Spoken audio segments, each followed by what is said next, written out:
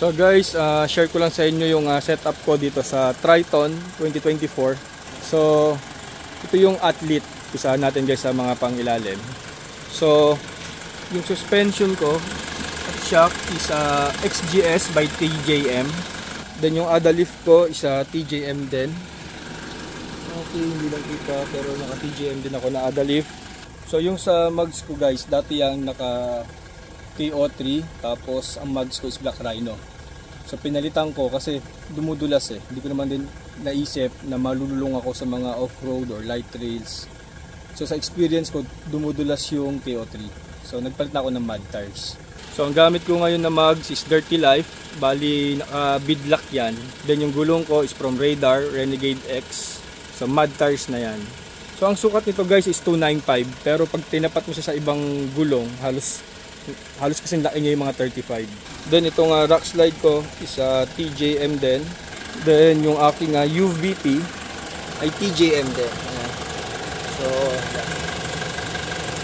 So mostly yung mga pangilalim ko halos TJM lahat. Then yung front steel bumper ko, ayan, kita naman Hammer. Then yung 7 inches fog light ko, Hammer din. Then meron akong hood scoop, kila slipstream ko to in order. Tapos meron akong shooter ng TJM. Then yung snorkel ko, AirTech TJM ulit.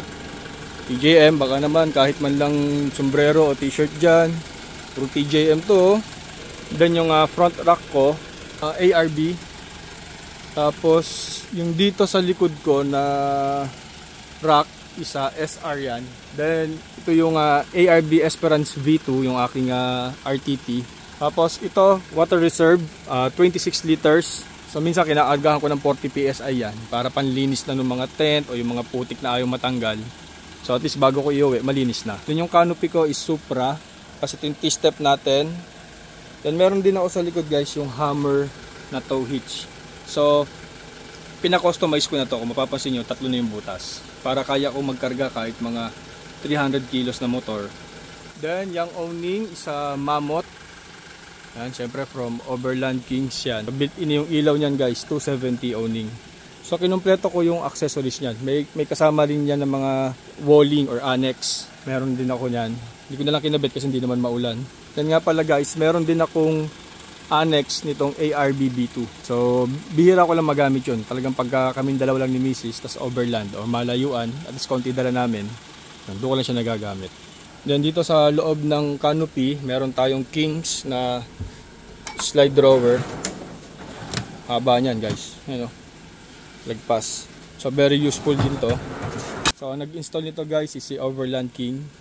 Then sa pinakalikod niyan, buksan natin ilaw. So yan o. Yung pinakalikod niyan guys, kung makikita nyo yan, 45 liters water tank yan. Then ang gripo niyan guys, andito. Yan ang gripo. So nagagamit namin yan mga panghugas-hugas. Then meron din akong naka-install na EcoFlow 800 watts alternator charger. So ayan o. So full charge na siya ulit. Kaya 0-0. Pero guys, ano yan, may video ko about EcoFlow. True rate na 800 watts yung nag-i-input yan. Then yung Supra kasing nakuha ko, walang ganitong cabinet. So yan. Lahat nung nandito sa likod, install yan ni Overland Kings. Yung power station na to, dito ako kinakabit itong ilaw naman ng mga owning. Then minsan, dyan na ako nag-charge ng mga cellphone. Then guys, naka body lift ako ng 2.5 inches. So kung di ako nagkakamali, yung nilagay na ganyan is 16 pieces. Then kaya napagkasya yung gulong na to, ayan, naka BMC na ako. So medyo malaki yung tinaba sa BMC. So sa mga kapwa ko naka Triton guys, if may katanungan kayo, pwede nyo ko i-message sa FB ko, Aurel Fort Castro. Yun lang guys. Maraming salamat.